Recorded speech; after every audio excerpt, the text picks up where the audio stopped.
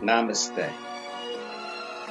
Welcome and greetings. I am Magick Croix.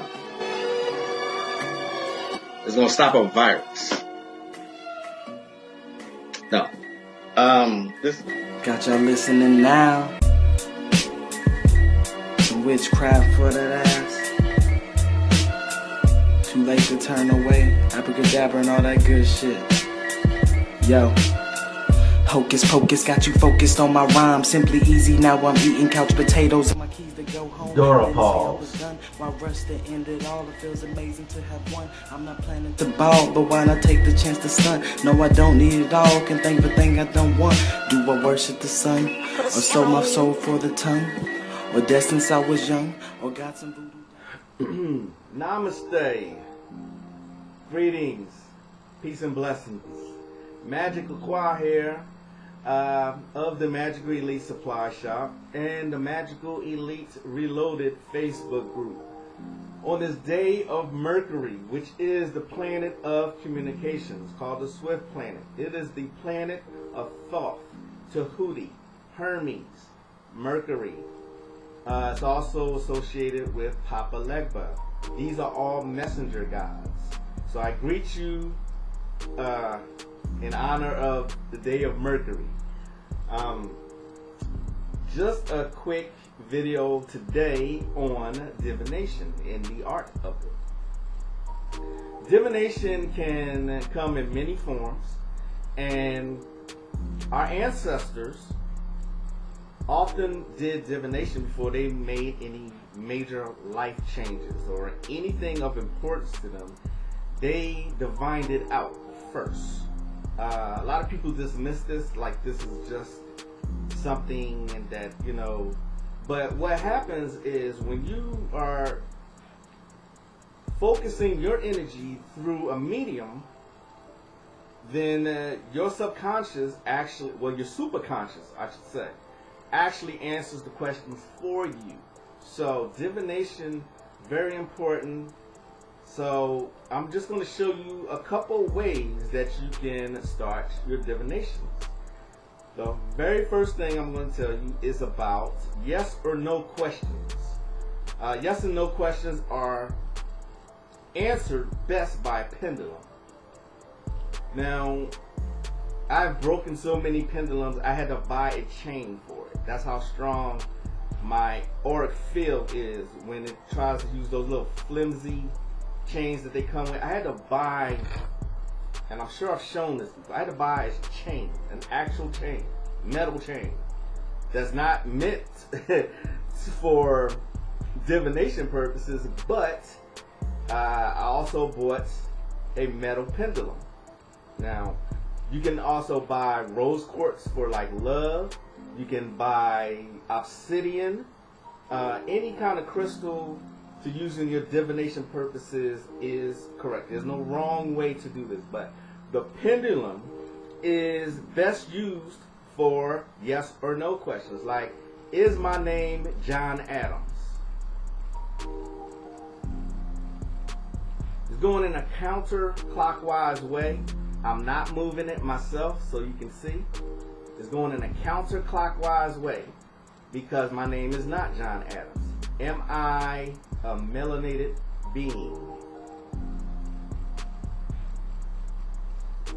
It may take it a minute to gather energy to answer.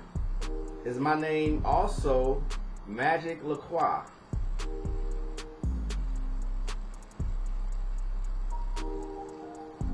Do I go by my internet persona, Magick Croix, my alter ego?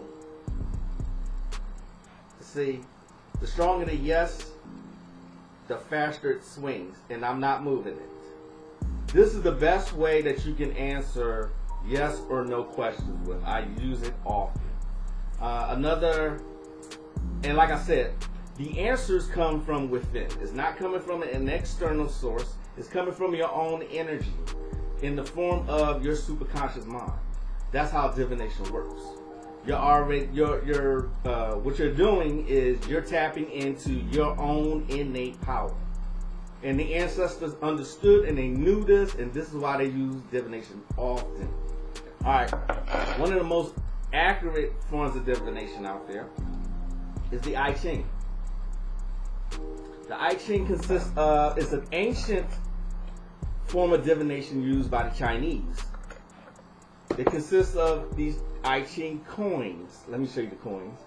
They have two sides to them. One is, if you can see this, one is like blank.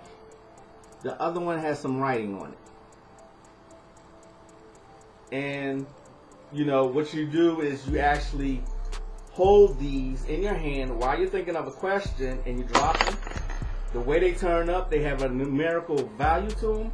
And then you go according to what that means in here, in the I Ching book. Now, it took me a minute to learn the I Ching because it's not complex once you get into it, but it's a very accurate system, very accurate. Then I have, once you get your numerical value for your hexagram, which you roll them 6 times, and you record how you roll them. I'm not going to go into the specifics on how to do this, but this is one of the best and most accurate forms of divination there is out there. Of course, in my humble opinion. But once I got the hang of the I Ching, and it doesn't take long, you have the book to guide you, it's very accurate. So we got the pendulum, we got the I Ching. My favorite, the tarot.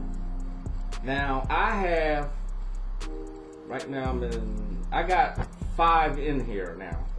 I'm going to go through all 5 of them. Okay. The tarot is no different. It also works from your superconscious mind. You're tapping into your own spiritual power to get the answer. You shuffle the cards. This deck is really big. It's big for my hands because I got small hands. But this is one of the most artful, artful decks. This is called the Voyager deck. I got this deck after seeing Brother Azazel Bey use them on one of his older lectures where he did something. He did a ritual with them, and I was like fascinated with the deck. The Voyager deck is very, very colorful. It's very realistic. Like, see, this is the Empress card. It's not like any other cards that you're gonna see. Just gonna try and pick out a card that I like to look at, like the Ace of Wands, Illumination. See that artwork there? Once you learn to use the tarot cards intuitively, you'll be able to read any deck out there. I guarantee it. It takes time, it takes practice. Like I'm always saying, you can't just pick up something and, ooh, I got it. No, you gotta work at it. Look at that card, Strength. It has the face of a lion on it. This is the Voyager deck. I love this deck. The Man of Wands. Okay, no, let me go to the Hanged Man, which is a very popular one. Look at how they depicted the Hanged Man on this deck. So, that is the Voyager deck. That's one of my tarot cards that I use. I keep them in a velvet bag. Keep them well preserved. My most used deck, I think this is it. No. I started reconnecting with this deck. It's the Thoth Tarot deck. Again, a very accurate deck. Comes with, all the tarot decks come with books. I highly suggest, until you learn to read them intuitively, use the book first. When you start to know what swords mean, what wands mean, what's related to air, what's related to earth, what the images stand for. Once you start to learn it, then start to read them intuitively. Once you start to learn how to tap in, then start. But just like everybody I know, you start by using the book and reading the book and using the book in conjunction with your readings. Thoth Tarot deck. Also, the artwork is incredible on this deck. When I first got this deck, I had to wait 2 weeks because it was back order. It was sold out everywhere. This was years ago. I finally got a hold of a deck, and as you can see, well preserved deck. That is the Four of Wands completion. I'm looking for, not really looking for anything, I'm just looking at. The artwork is incredible for this book. This deck is the Thoth Crowley deck. Aleister Crowley. This deck is attributed to him. And it was, look, the Tower deck. The Tower card, I'm sorry. Look at that card there. Now, these cards can have many meanings depending on what question you're asking and who you're talking to. Again, I keep my tarot decks in velvet bags. This one, also old. Velvet bags that I get from WordPress, I think. I think this is my most used deck. It is the Voodoo Tarot deck, the New Orleans Voodoo Tarot deck. As you can see, I've used this quite often over the years. It's one of my favorite decks. It's not like pretty and colorful and artful like the other ones. This one works more spirit driven. It's more spirit driven. What I mean by that is that the images themselves, after you have performed the rituals in the back of the book, the images themselves will start talking to you. Not actual talking to, not literally, but you know, you'll intuitively hear stuff. You'll start to, anyway, it's a hard thing to explain and to put into words, but you can, this is the most spirit driven. Besides the decks that I just showed you, I go off the images and the suit and the elements. This deck is basically spirit driven and what the question is, what the situation is. See, it's not that artful, but it's a very powerful deck because you actually do a ritual to connect with it. It's the only deck that I know of that you do such a thing with. You saw how the Tower card that I just showed you, but look at the Tower card. This is the New Orleans Voodoo deck. Sally Ann Glassman, I believe her name is. And no, I'm sorry, I'm getting people's names mixed up. But if you look, you'll find who's the author of this, who's the creator of this deck. Very good deck. The last deck that I'm going to show you, I said I got about 5. The Necronomicon Tarot deck. I like the images just because I like that spooky shit. But this is the Necronomicon deck. I'm not going to say this is spirit driven. It's totally based on the Necronomicon book itself, the Lovecraft version. Not the Simon version, but the Lovecraft version. Is that Cthulhu? I believe that's Cthulhu. Cthulhu.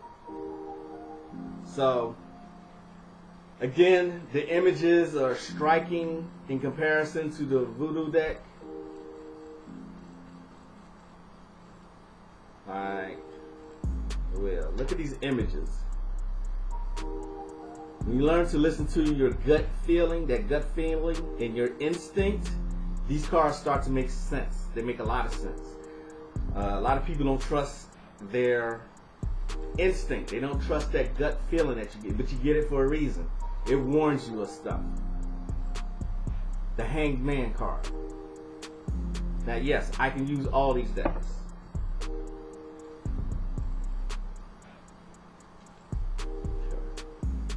That is, my friends, how I am able to divine certain things that's important to me, what I should do with certain thing or steer clear from it. It's not set in stone, but it'll give you some sort of guideline. Now remember, I'm always telling you about the Joss paper that I'm always using to write my petitions on. But it's a very important practice to honor your ancestors. Write your petitions on the back. I've done it here. By the way, I'm like addicted to Joss paper. Joss paper is what the hell notes are printed on. I already did a video on that, but the blank Joss paper is what I use to write my petitions on. The Taoist view on that is to honor your ancestors, pay their debts on the other side. You get rewards in return. They look out for you from the other side. They don't stay like in poverty or anything like that. You'll have to do your own research on that. I give you enough to do your own research. And in this society, nobody wants to read. Nobody wants to fucking pick up a book anymore. All you got is zombies in their phones when they can be researching the real deal shit. The shit that actually matters. Honoring your ancestors. Again, I've written my name here. I've written my name here in a petition and some sigils on it. I'm going to burn it once I anoint it. I haven't figured out yet what I'm going to anoint it with, but I use these Joss papers to honor my ancestors, also along with the hell notes. I keep hell notes. They're not expensive. Go to eBay, you can find a whole lot of them. Once you honor your ancestors and you remember them, they will look out for you. And though it sounds strange, I'm not talking about just your bloodline ancestors. I'm talking about the spirits that are connected to you also. It's an important art, it's a very important fact of life that our ancestors practiced, those that came before them. Why not remember those who came before you? See what I'm saying? You can use this, which I used for a very long time. I just don't like the way it smells when it burns. But that's me. Find me on Facebook. The Magical Elite Reloaded Facebook group is now open for newcomers. Always, I got a whole bunch of stuff in my store, the Magical Elite Supply Shop, for all your witchcraft, occult needs. I'll see y'all next time. I hope y'all get something out of this. I'm always free for questions. I'll see y'all next time. I hope you enjoy the rest of your week. This is Magick Croix of the Magical Elite Supply Shop. Peace.